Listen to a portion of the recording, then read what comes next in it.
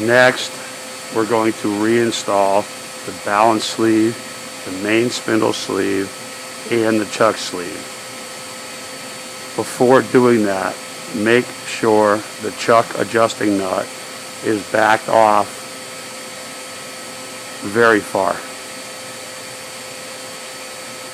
Notice with the balance sleeve, one end is square, one end has an angle radius on it. The angle radius part stays toward the inside of the machine. The square end goes toward the back of the machine.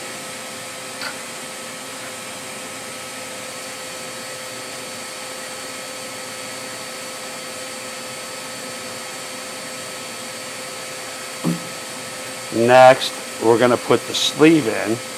The sleeve also has an inside radius and an outside radius. The inside radius goes to the back of the machine.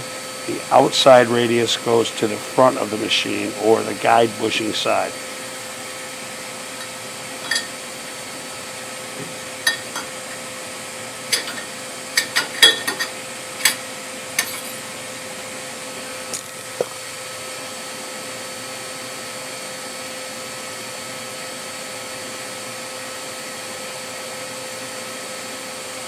The third component is the sub-spindle chuck sleeve, which is the standard.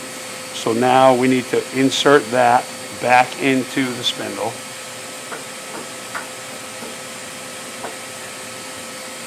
We will find the key location.